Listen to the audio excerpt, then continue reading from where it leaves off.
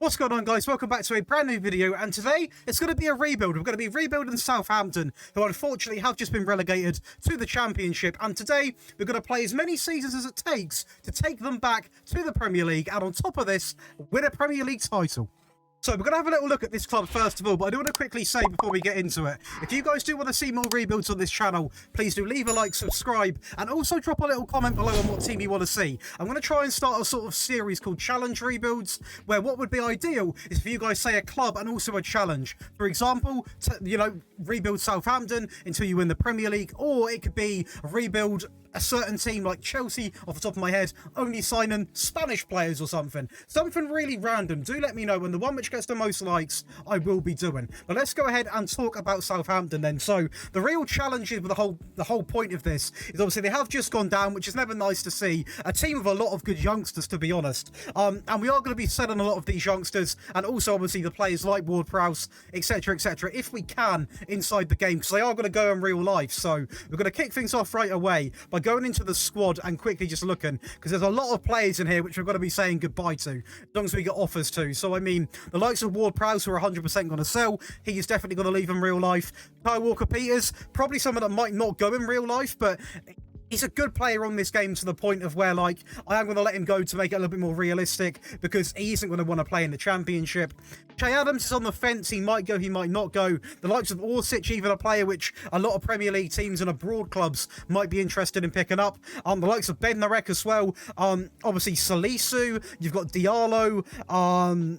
Loads of people, Lavia. There's quite a few people who could honestly leave this club. So we're going to go ahead and try and sell some of those. And I am going to obviously cut back to when we've done that. But we are going to list up quite a few of these players, because at the end of the day, we're going to try and make this as realistic as we can and go through that rebuilding phase as Southampton has got to do.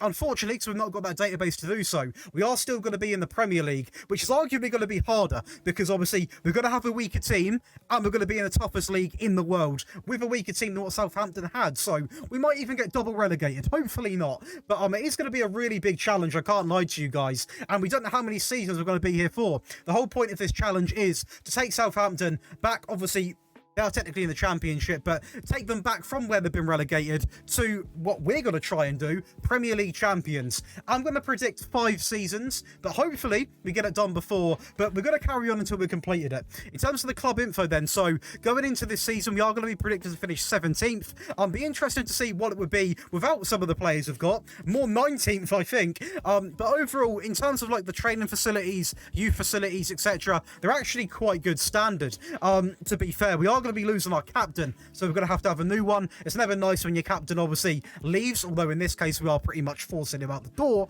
because we have to. In terms of tactics, I'm going to be using one of my tactics, probably a nice 4-3-3, and we're just going to try and rebuild this squad into what hopefully can be a consistent Premier League team. So let's get back to you with the first season of the transfers. So I did list up all of those players which I did say, and unfortunately, well, kind of fortunately, we've only been able to sell a few of them. The key ones have been sold, the likes of Ward-Prowse, Walker-Peters, and also Salisu. Ward-Prowse goes to Manchester City, who come in last minute ahead of Newcastle United for £33.5 million. He's not going to be a player that I want to be losing, but unfortunately, it's the reality of getting relegated. It's just what happens in football. Same with Leicester, they're going to lose a lot of their star players. Kyle Walker-Peters goes to Everton, funny enough, a team which has just survived relegation, for £20.5 million, and Salisu goes to Ajax, which is quite a good move for them, at £29 million. We didn't sit back and take it and, just lost players though, because we did bring in some really key players here. The first one is going to be Soleil from RB Salzburg, a really good centre-half who can also play in midfield if needed. Again, nothing ridiculously world-class, but quite well-rounded, only 22 years of age, and definitely the standard of this team, and also can grow to a very good level in the Premier League.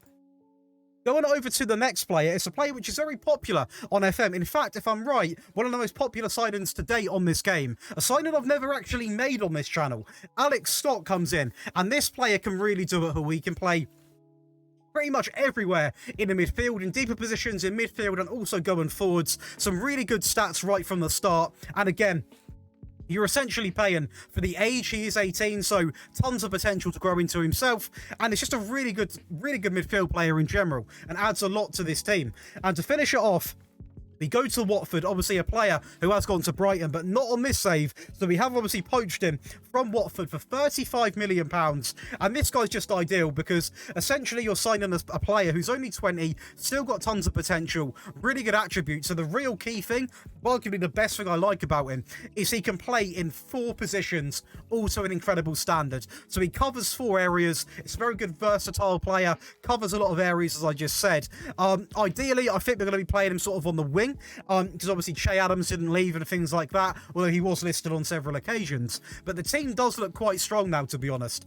We are going to show you now. So this is going to be the team going into the first season. We are going to be using the Jurgen Klopp 4-3-3. I have slightly tweaked it to suit this team, as you have to do when you download tactics. And as you can see, the team's actually really good. This is filtered by the best 11. So you got Bazanzu in goal, Livramento, Bednarek, Kalesakar, Perud, Soleil goes into DM, which obviously he can play quite comfortably. Lavia, Scott, Armstrong, Orsic, and also Adams up top. Now, Adams it's going to be an interesting one because he's not the best in terms of forwards. I mean, his finishing's not the best at all. He's not too rapid either, so not the ideal sort of striker, but we can't really complain. At the end of the day, hopefully between the front 3 we can get some goals. I know Orsic has actually got really good finishing and really quick. He's really the talisman of this team. I'm hoping we can do anything to keep him at the team, and we've got the likes of Scott to obviously feed this front 3. In terms of the back line, it's pretty decent. It's average, as you can see here, going off the star ratings alone. Average is probably the best word to use, but definitely a good enough team to stay up, and I really expect to finish in sort of the top 10. I'd like to say the top 10 in the first season, but again, we have lost some of the key players, one being Ward-Prowse. So let's go ahead and see what the future says. So the first season has been completed, and you know what? It's actually a really impressive season. We win the Carabao Cup against Arsenal, runners-up in the FA Cup against Manchester United, and get Champions League football inside of one season. But I did keep a little secret from you guys, and I did do a little bit more business than what I did show, because there was one player that was on the market purely on a loan basis that I had to pick up, and that player we are going to talk about in a second because we had to take him. He was a very good option, but as a first season, I'm really happy with how things have gone. Champions League football being a real money maker, and going into the second window, we're actually going to have a total of £60 million to spend, so a lot of money to spend, and hopefully we can attract some players, especially now we're obviously in the top flight of football, being the Champions League. But the player I brought in, as you're going to see right now, is going to be none other than Mr. Makoko himself. Youssoufa Makoko comes in on loan, and actually we couldn't get him on a permanent. He was too expensive and he wasn't interested permanently anyway, but 20 goals from him, 20 from Orsic. Teller had a good season out on loan. Che Adams with 16, 13 for João Pedro, and Nacho coming in with 7, so quite a few goal scorers across the season. In terms of the assists, we are also going to be looking as well. We're going to have 14 from Alex Scott, having a great season. Orsic probably the player of the season. 11 for Pedro, Diallo with 8, 7 for Lavia. I'm sorry, Teller had a really good season out on loan as well, so we are going to try and keep him and get him involved as well. To be fair to him, he doesn't look absolutely incredible on FM, but he doesn't look a little bit dangerous. He's quite quick, good work rate, good determination, so hopefully we can sort of turn him in to some sort of a decent player. But the thing that worries me is on FM sometimes the potential doesn't really add up all the time. It's quite hard to purely mould them to what they're expected to do, so hopefully we can. If not, it is what it is, but that's definitely a player I'm excited to use. In terms of what else we're going to look at, the main real standout thing for me is what a season this lad had. Orsic is a player which I was banging on about a lot at the start, and it's because he's got a lot of potential. And when I say potential, I don't mean potential as in, you know, potential to grow. The guy is 30, but he's got a lot of potential in this league. He can do this for another 3 to 4 seasons and cause a lot of impact. He's 30, so he's on the older side now, but he's still got the pace, he's still got the finishing, and he's just a real danger on the ball. We are just going to have a little look, because we do like to look at the tactical side, obviously, on this channel. The data hub is going to be showing a 1.82 goals per game, so we are outscoring what we're conceding, which is obviously why we are winning a lot of these games. And the pass completion isn't half bad either, so overall, really happy with how this is gone. In terms of the schedule, we're going to watch a couple of these games. Why not? We'll treat ourselves. We're not going to watch the cup final we lost, but this one here, a 2-1 win against Arsenal, which I imagine we probably got dominated in. We did pretty much in every field, but we got the win. So let's go ahead and watch that then. As we do, actually, we went 2-0 up. So overall, we didn't deserve to lose, did we? Obviously, we did take the chances very well. It's going to be Perud into Kotchap, into Soleil. back into Kotchap. Actually, a bit of tiki-taka here. That's actually a really well-deserved goal. A really well-deserved goal. So fair play to us there, as Orsic does tuck it in. And we go again here. How does this goal go in? Orsic into Che Adams, back into Orsic, who just drives. He actually hits it, and who is that in goal? We're going to look at that. Who is that in goal? Turner in goals at an absolute mare. That second goal almost feels undeserved, but we've got to take it as a trophy at the end of the day. As Arsenal do get a goal back here, obviously good bit of play through to Nketiah, couldn't really stop it. But it was a game that maybe we shouldn't have won then. I mean, that second goal was very questionable. They did play a full-strength team apart from the keeper, so obviously an injury did occur. But overall, we still had some really good results across the season. As you can see, it's nowhere near flawless, but a couple of good results here, you know. 2-0 here and a 3-0 here against Liverpool, and also beat Newcastle. Down here as well, beating Chelsea 1-0. Are there any real shockers?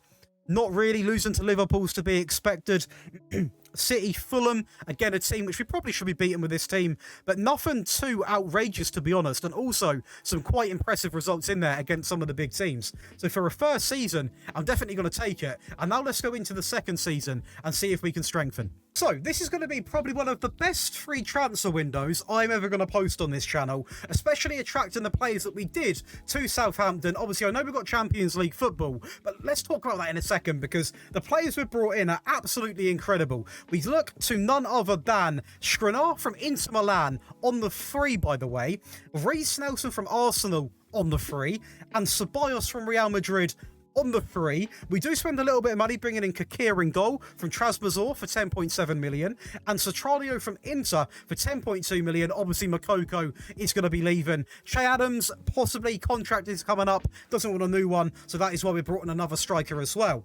But we've got to talk about some of these players, guys. I mean, this guy here is one of the best centre-backs on the game, in my opinion. He is, don't get me wrong, on the older side if you were looking for the future, but on the free, he is on a hefty bit of money. He's on 125k a week, but he is by far the best centre-back we've got now, and I really was aiming for experience. We're going into the Champions League. The season's going to be a lot longer, a lot more fixtures, a lot more tougher fixtures as well. I need to bring in experience to even be competitive in these competitions, and this guy is a player which can do it. If you look at some of his attributes are literally perfect for this. He's got great teamwork, he's got great work rate, incredible tackling, good marking, great header, great strength. He's quite quick as well, to be honest.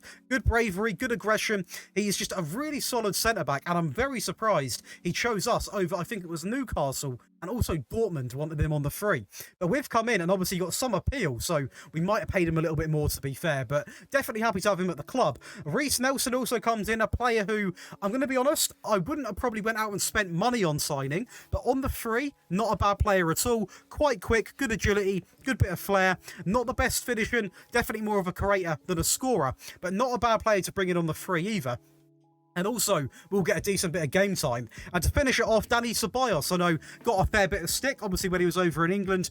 But to be fair to him, it's not like, you know, a Camavinga, you know, a Tuchemeni, nothing of that standard. But he's a decent, experienced player, 26, so again, got quite a few years in him. He's not on a ridiculous wage, considering he has just come from a team like Real Madrid. And again, it's about bringing in players that have got big game experience, and this guy has. Can play in several roles, sort of more attacking in the midfield, and I think will just be a really good option for this team. I definitely will strengthen it a fair bit. And then this is obviously the player we did go and spend money on, 10.2 million. Currently has got an injury, but he will get back to goal scoring ways, trust me. £74,000 a week as well. 22 years of age. That is going to be Satranio, previously now of Inter Milan. 16 finishing, not the most rapid, but makes it up for his stamina, heading, and also just his finishing. It's not all about having the paciest striker in the world. This guy does know where the back of the net is. That's exactly what we're sort of aiming for in this team. And to finish it off, it is going to be Kakir. A player, again, I didn't specifically go out and try and hunt for. He got scouted to me. Obviously, we've all signed this guy at one point in this game. I pretty much can guarantee that. And I just think going forward for the future, 27 isn't too actual old to sign for a keeper. He's a little bit better, sorry, than what we've got right now. It gives Bazanzo a little bit more time to sort of develop, and this guy I just feel is a little bit more of a consistent and more solid option. And this is going to be what the team looks like now. So as you can see, quite a few changes coming in. We're going to have, obviously, Kakir coming in goal. Livramento remains at right back. We've got Skriniar and Carr at the back now. Perud, Lavia drops into DM. Ceballos, Scott, Pedro, Orsic, and obviously Satranio picking up that final slot. And the bench now looks really, really strong. We've obviously got, I can always butcher his name, Bazanzu in goal. Soleil, Diallo, Che Adams, Bednarek, Armstrong, Lianco, a player we've not even really discussed. We've also got Kotchap, Gineppo, who I'm not too fond of on this game, to be honest, and in real life. Reece Nelson obviously goes to the bench there. The likes of Walcott, to be honest, haven't really got much of a future at this club. I did try and sell him, but no one wanted him. Nathan Teller, I will make sure gets at least on the bench, so he has got a chance to show himself in this team. But overall, this team now on paper is definitely a team which I think can cause issues. Not necessarily win the league, but I do think remaining in European places is something that I definitely want to do. I'm a little bit nervous now, because obviously we are going right into the Champions League. It almost would have been better to go into the Europa League, I think, to get a little bit of experience in them competitions. But we'll see how well we do, and let's go and see how we did in the second season. Well, we didn't actually win anything this season, which is technically worse than last season, but I'd actually say it's a better season, because we have come out and managed to finish second in the Premier League, maintaining the best defensive record, by the way, with 31 goals conceded across the entire division. A little bit of a discipline issue, though, as 4 red cards do get dished out, and 82 yellow cards across the season. 63 goals scored, ranking us to third best, which, considering the likes of Liverpool's team, Man United's, Man City's, Arsenal's, several teams, it's really, really impressive. The teams going down this season: Bournemouth, Blackburn, and Middlesbrough. Tottenham find themselves in 14th, Chelsea in 11th.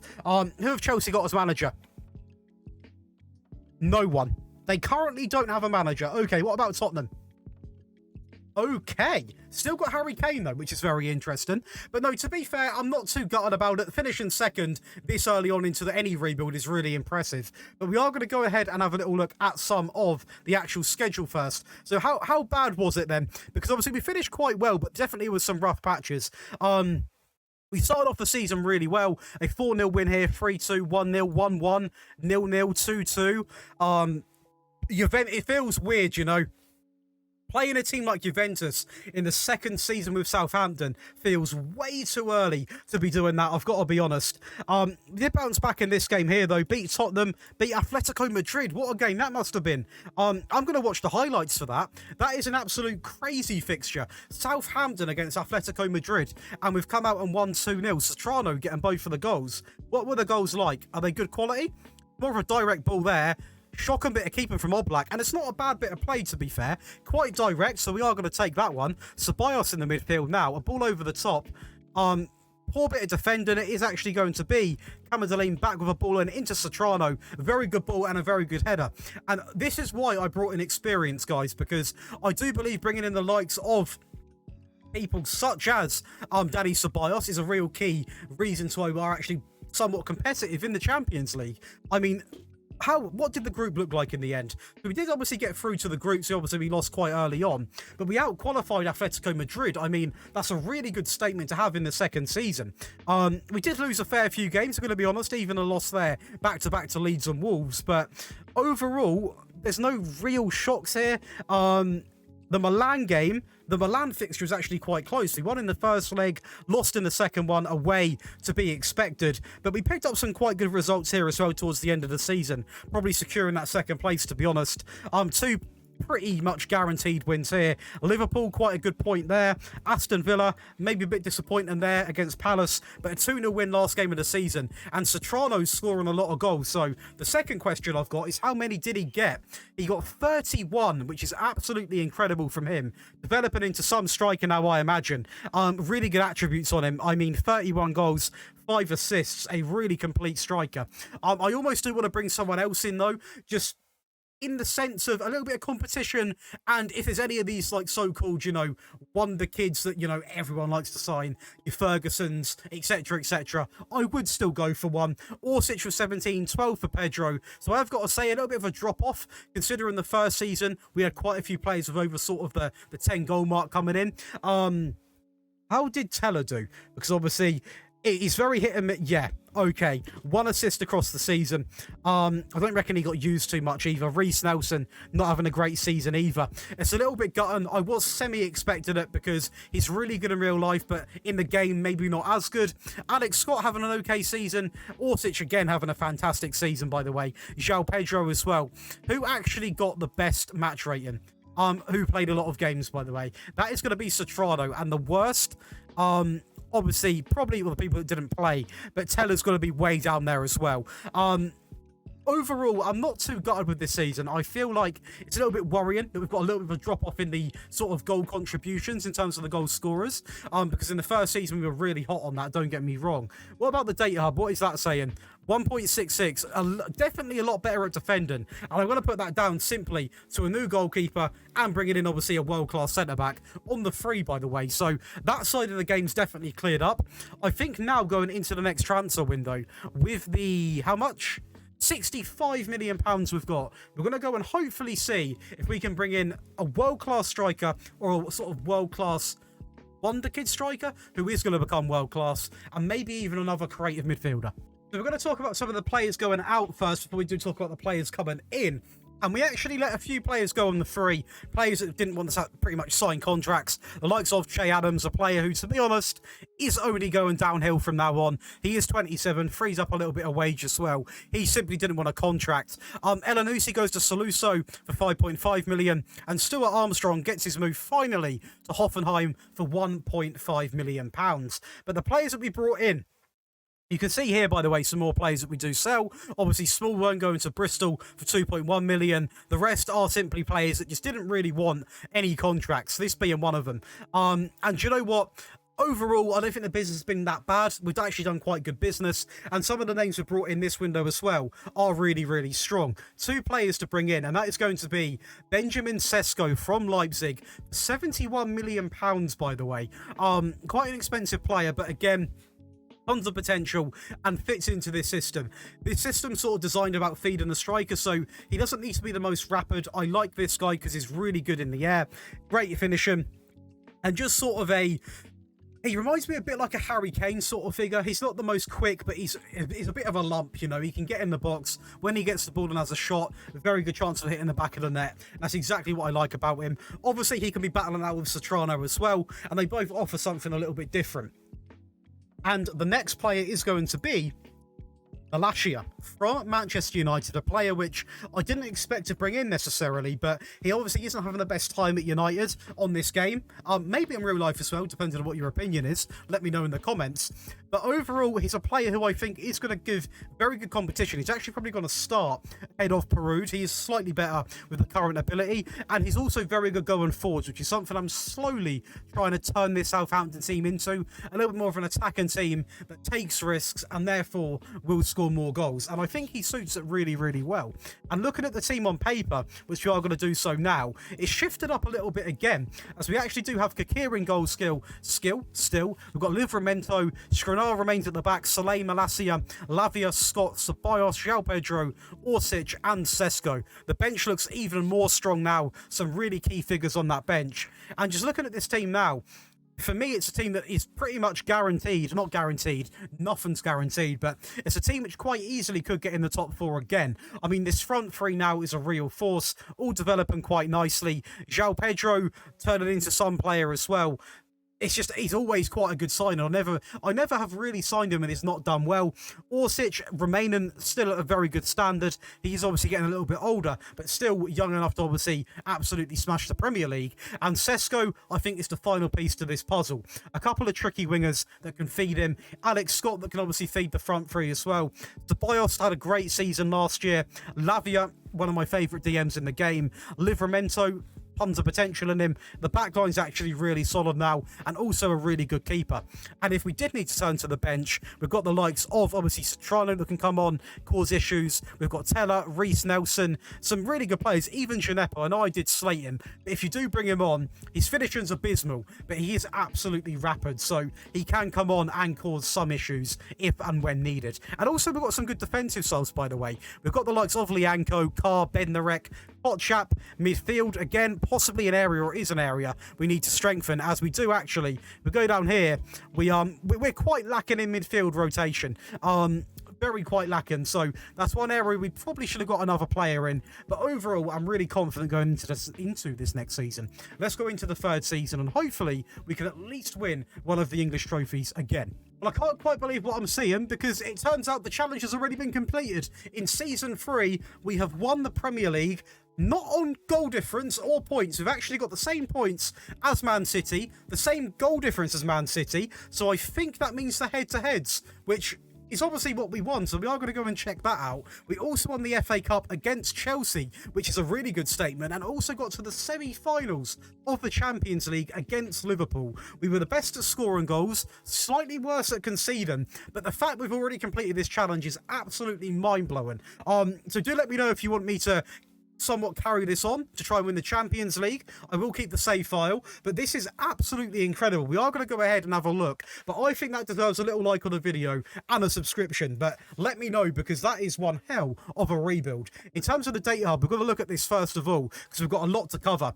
A significant change, 2.53 goals per game, conceded at 0.05, so still under a goal a game, way over 2 goals a game as well. We really have put together an attacker masterpiece here. And we're going to look at the schedule first. There is a lot of green on here, and quite a lot of drama by the looks of it. We're going to go from sort of start to finish and break this down. So we actually got off to a bit of a rough start.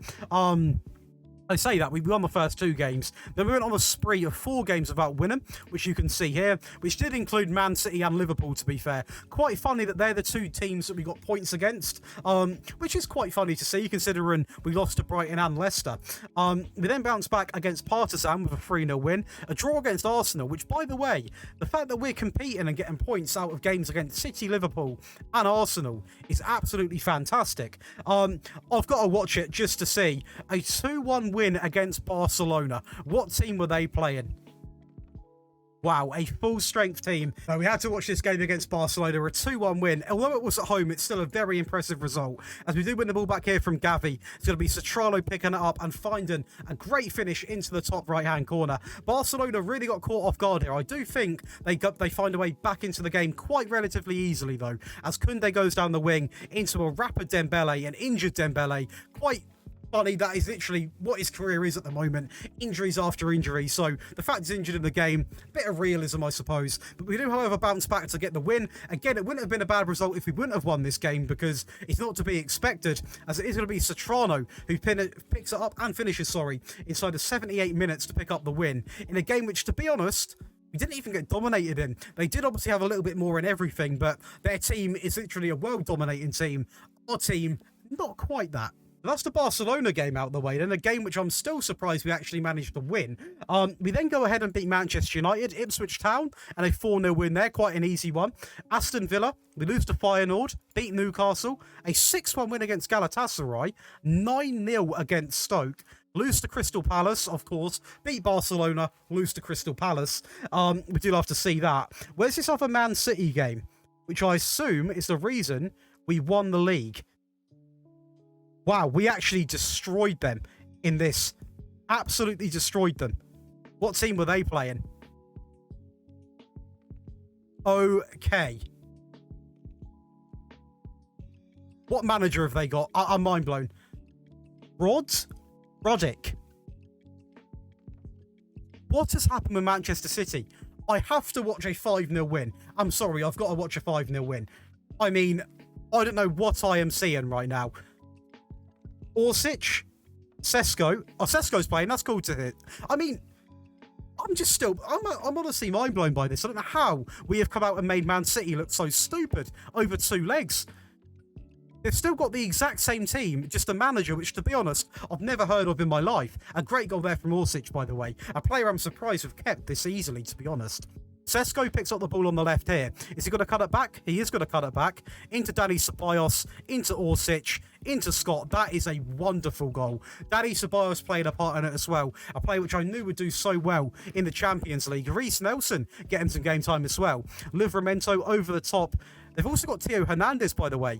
Reece Nelson with the press into Sesko to make it 4. And there's still more to come. This game is honestly, it never fails to surprise me sometimes with what happens to some of these clubs. Who have they got as manager? Let me know in the comments if I should know who that is. But yeah, this match engine is finished. Very strange from Edison there, but I'm not going to complain. It was a game we definitely deserved to win. I mean, their team is absolutely ridiculous, and they have been embarrassed there, big time. Absolutely embarrassed. No wonder why we won the league. And yeah, here. So let's just take that into account. 5-0 here, a 2-0 here. We beat Arsenal, beat Fulham, lose to Liverpool, beat Brighton, lose. Liverpool clearly had our number this season. And we actually beat Man City here in what would have been the season-defining game, because we got the same amount of points and the same goal difference. I believe, logically, the next thing is head-to-head. We drew the first game and won this game away. We won this game away, which obviously we would have needed to win for the points, but also for the head-to-head. So this was a real big bottle from Man City. Is that Rafael Leao they've got as well? That's a great goal from us. Is that Rafael Leao? That is Rafael Leao. Their team is absolutely ridiculous. And they're just awful. Well, this season has honestly been crazy, but it is what it is. At the end of the day, we're not going to complain. We've won everything that we possibly set our mind to in this, apart from obviously a Champions League, etc. But winning the Premier League and also the FA Cup is a massive accomplishment. We've left them with a very good team as well, in terms of going forward, and also still got a little bit of experience in there. If we were going to carry on, we would have had £63 million to spend. But do let me know in the comments if you want to see another rebuild like this, and if it is a challenge, also put what you want the challenge to be, whether that's to be winning the Champions League, winning a triple in one season. Do let me know. Obviously nothing too ridiculous, like for example winning the quadruple in the Premier League with Norwich in 3 seasons. Nothing too outrageous, but something along them lines like this is a really fun challenge, a really good team we've left them with, and very fun to do, to be fair. Switches it up from just doing tactics on the channel. I know you guys traditionally like tactics only, but I do like to try and mix in a little bit of content here and there. So if you guys have enjoyed today's video, if you have, be sure to leave a like, subscribe. I'll see you in the next one, which is going to be a Mourinho tactic.